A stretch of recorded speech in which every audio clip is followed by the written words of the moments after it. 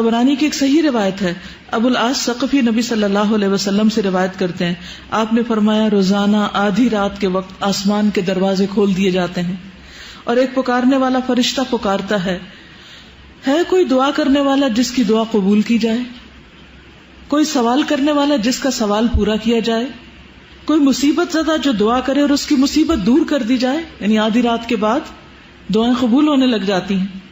اللہ عز و جل ہر دعا کرنے والے مسلمان کی دعا قبول فرماتا ہے سوائے زانیہ کے جو اپنی شرمگاہ کے ذریعے غیر مرد کو سیراب کرتی. زانیہ عورت جو مرد کا لاتی ہے زنا کے ذریعے، اس کی دعا نہیں قبول ہوتی. پھر زنا کرنے والے لوگ خود اپنے آپ کو اللہ کے عذاب کا مستحق بنا لیتے ہیں. عبداللہ بن عباس کہتے ہیں رسول اللہ صلی اللہ علیہ وسلم نے فرمایا جب کسی بستی میں زنا اور سود عام ہو جائے تو گویا اس بستی کے لوگوں نے اپنے آپ کو اللہ کے عذاب کا مستحق بنا لیا کہ ان پر کسی بھی طرح کا عذاب آ جائے. پھر اسی طرح زانی کو دنیا میں بھی اللہ کی طرف سے سزا مل کے رہتی ہے. یعنی ایک ایسا جرم ہے کہ جس کی سزا دنیا میں بھی ملتی ہے. حضرت انس کہتے ہیں رسول اللہ علیہ وسلم نے فرمایا 2 گناہ ایسے ہیں جن کی سزا میں جلدی کی جاتی ہے اور دنیا ہی میں دے دی جاتی ہے. نمبر 1 زنا اور نمبر 2 والدین کی نافرمانی، ماں باپ کی بات نہ ماننا. اور آپ دیکھیے کہ جو شخص ایسی بیماریوں میں مبتلا ہو جاتا ہے، یعنی زنا جیسی بیماری میں مبتلا ہو جاتا ہے، تو پھر اس کو ایمان کیسے رخصت ہوتا ہے؟ اس گناہ کو چھپانے کے لیے جھوٹ پر جھوٹ بولتا چلا جاتا ہے. ایک نہیں کئی ایک جھوٹ بولتا ہے. اور جب کوئی انسان جھوٹ بولتا ہے تو اس کے منہ کی بدبو سے فرشتہ کئی میل دور اس سے چلا جاتا ہے. اس سے اللہ سبحانہ وتعالیٰ کی پروٹیکشن ہٹ جاتی ہے اور وہ شخص ذلیل ہو کر رہتا ہے. دنیا میں بھی انسان پر طرح طرح کی بیماریاں اور طرح طرح کے مصیبتیں نازل ہوتی. پھر بڑھاپے کی عمر میں زنا کرنا اللہ کے غضب اور غصے کو بھڑکاتا ہے. اللہ تعالیٰ قیامت کے دن 3 لوگوں سے بات نہیں کریں گے غصے کی وجہ سے، اور نہ جنت میں داخل ہونے کے لیے پاک کریں گے. ابو معاویہ حدیث کے راوی نے کہا اور نہ ہی اللہ سبحانہ وتعالیٰ ان کی طرف نظر کرم فرمائیں گے اور ان کے لیے دردناک عذاب ہے. نمبر 1 بوڑھا زانی، دوسرا جھوٹا حکمران، اور تیسرے متکبر فقیر. پھر اسی طرح جس زنا عام ہو جائے وہاں موتیں بہت ہونے لگتی، موت کی کثرت ہو جاتی، قتل کی کثرت ہو جاتی.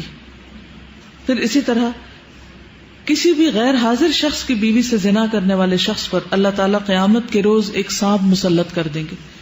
یعنی کسی عورت کا شوہر کہیں گیا ہوا ہے اور ظاہر ہے کہ ہسبینڈ کا یہ کام ہے کہ بیوی کو پروٹیکٹ کرے اور وہ اکیلی ہے، تو اس کو اکیلا پا کر کسی نے اس کے ساتھ اگر برائی کی تو ایسا شخص قیامت کے دن اس انجام سے دوچار ہوگا.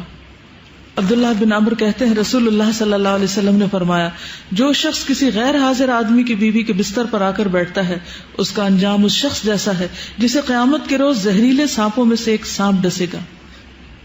پھر ہمسائے کی بیوی سے زنا کرنے کا عذاب یا اس کی سزا کسی بھی دوسری عورت کے ساتھ زنا کرنے سے 10 گنا زیادہ ہے، کیونکہ ہمسایوں کا حق کے ہمسائیگی بھی پامال کیا گیا.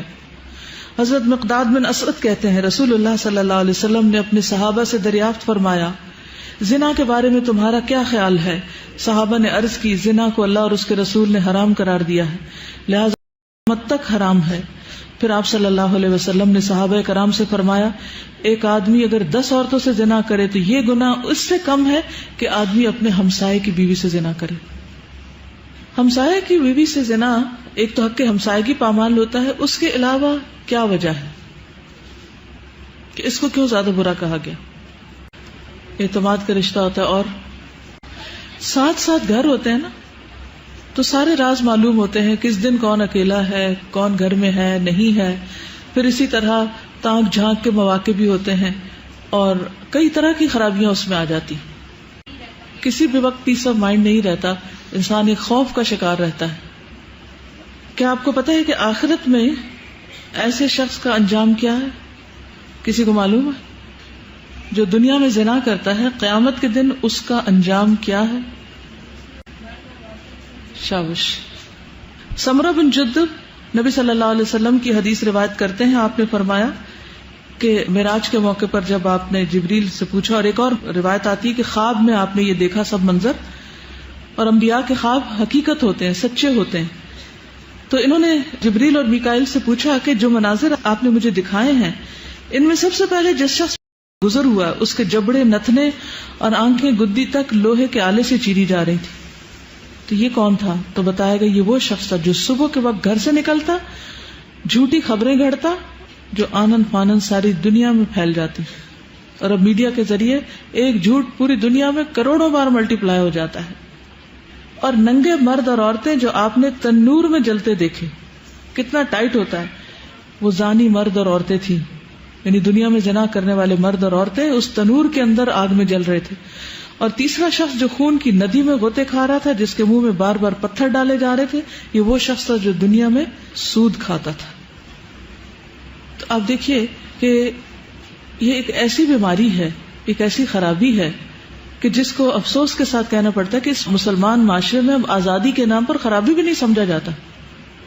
یعنی ایک وقت تھا کہ جب اسے ایک بہت ہی بڑی برائی سمجھا جاتا تھا، اور کوئی شخص اگر ایسی برائی کے قریب سے پھٹکتا تو اس کو ایک ذلت کی نگاہ سے دیکھا جاتا تھا، اسے ذلت اور رسوائی کا سامنا کرنا پڑتا ہے۔ لیکن اب آپ دیکھتے ہیں کہ عموماً لوگ اس کو برا نہیں سمجھتے یا معمولی سمجھتے، کہتے اچھا کر لیا غلط کام، پھر توبہ کر لیں گے، معافی مانگ لیں گے۔